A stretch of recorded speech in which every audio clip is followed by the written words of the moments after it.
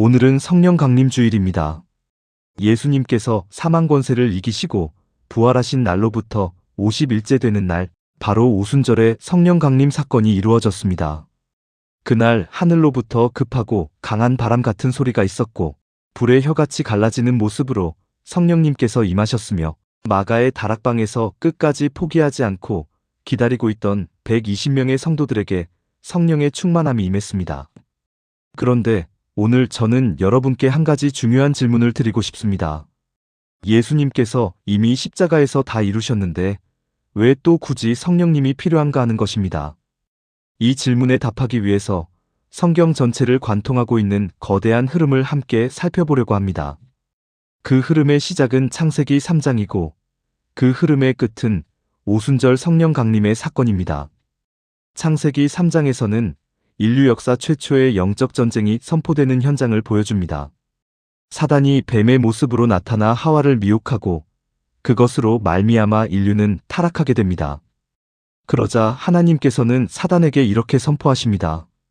내가 너로 여자와 원수가 되게 하고 여자의 후손은 내 머리를 상하게 할 것이요 너는 그의 발꿈치를 상하게 할 것이니라. 신학자들이 원시복음, 프로토에반겔리온이라고 부르는 이 말씀에서 하나님은 이미 메시아 예수 그리스도께서 오실 것을 예언하십니다. 여기서 여자의 후손은 바로 예수 그리스도를 가리키는 것이죠. 그 예수 그리스도께서 사단의 머리를 상하게 할 것이라는 예언입니다.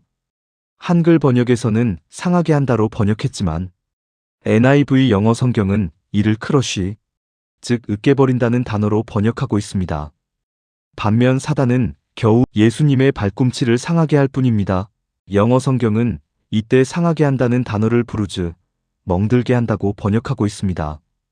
우리의 싸움은 이미 승패가 정해진 싸움입니다. 이 순간부터 사단은 자신의 운명을 본능적으로 직감했습니다.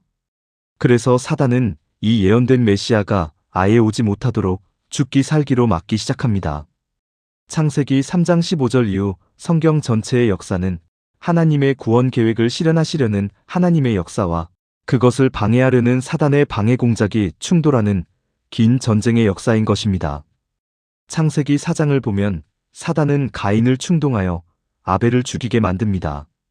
아벨은 하나님께 올바른 제사를 드린 자였고 하나님의 구원의 계보가 아벨을 통해 이어질 수 있었기에 사단은 그 첫 번째 위협을 제거하려 한 것입니다.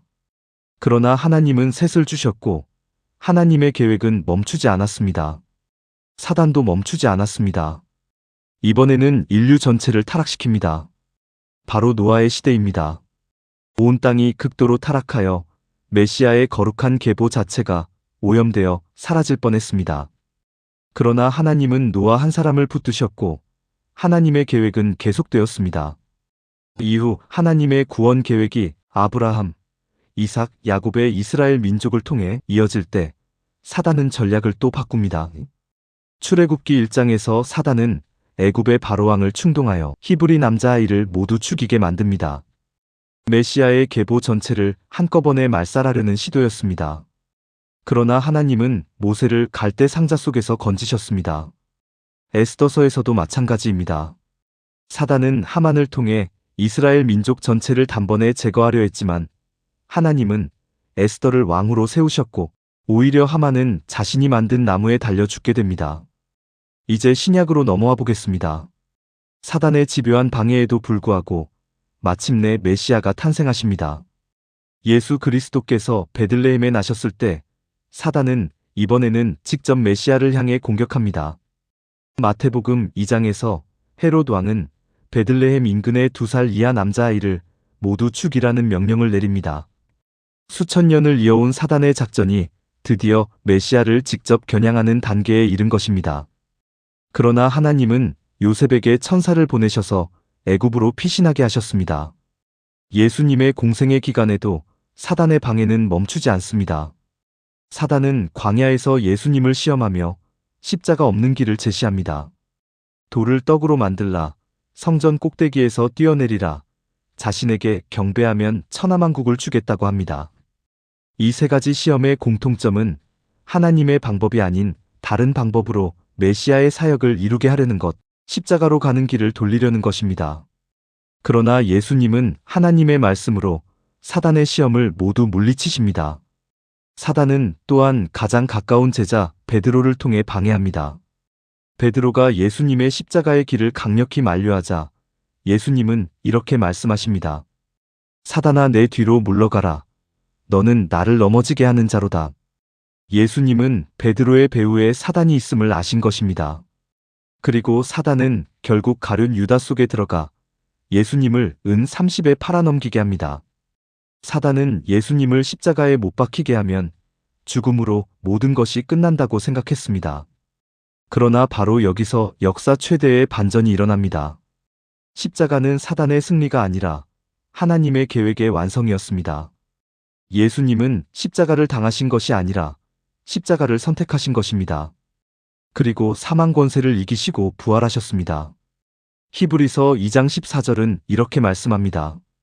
그도 또한 한 모양으로 혈육에 함께 속하심은 사망으로 말미암아 사망의 세력을 잡은 자 곧 마귀를 없이 하시며.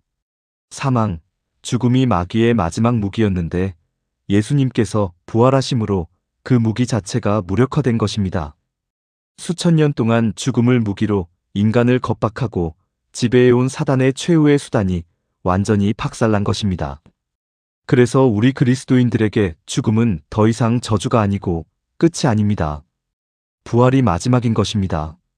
여기서 잠깐 지금까지의 내용이 은혜가 되고 계신다면 구독, 좋아요, 그리고 알림 설정까지 해주시면 내 일상의 삶에 적용이 되는 복된 소식을 가장 먼저 받아보실 수 있고 복음이 많은 사람들에게 퍼져나갈 수 있습니다. 계속 이어가겠습니다. 그런데 여기서 한 가지 중요한 사실을 놓치면 안 됩니다.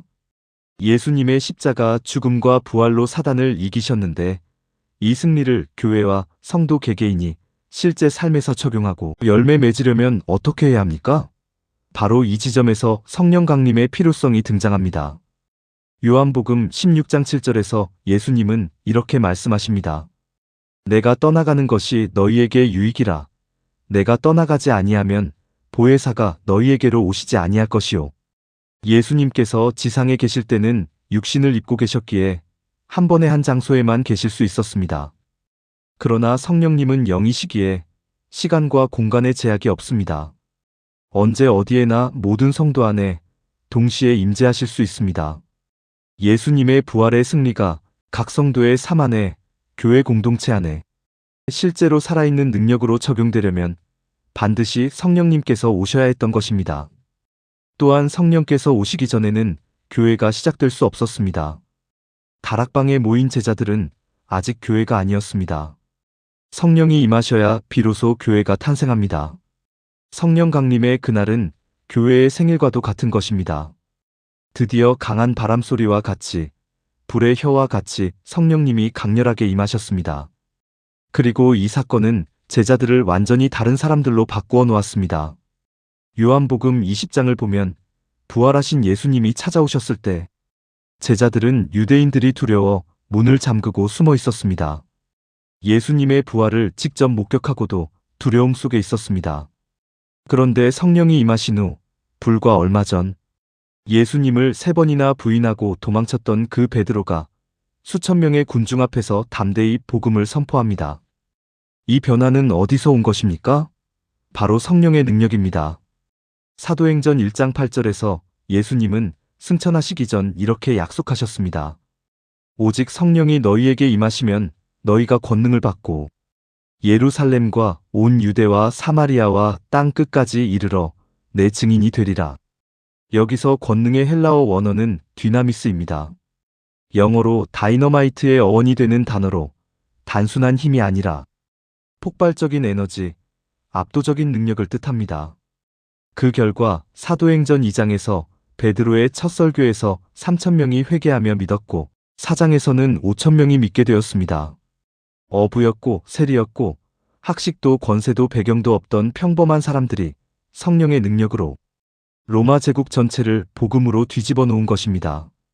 그리고 그 복음이 소아시아와 유럽을 넘어 지금 이 대한민국 땅에서 우리가 예수를 믿고 예배드리고 있다는 사실이 바로 그 디나미스의 역사가 지금도 계속되고 있다는 증거입니다.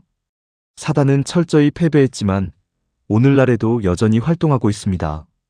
베드로전서 5장 8절은 이렇게 경고합니다. 근신하라 깨어라.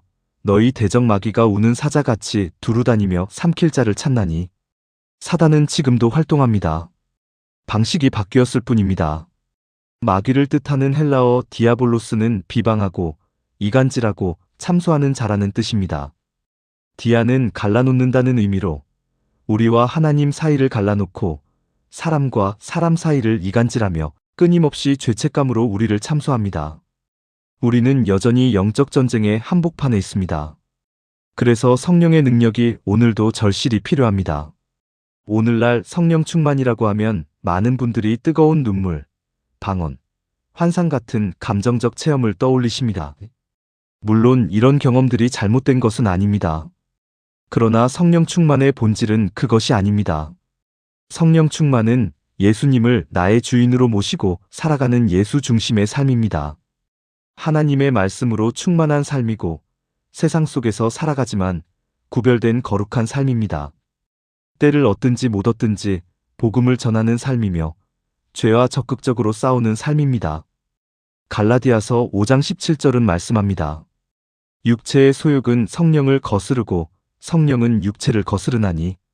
성령 충만한 삶이란 죄가 없어지는 삶이 아니라 오히려 죄와 적극적으로 싸우는 삶입니다. 편안하고 안락한 신앙이 아니라 긴장감 있게 싸워가는 신앙, 그것이 성령 충만한 삶입니다.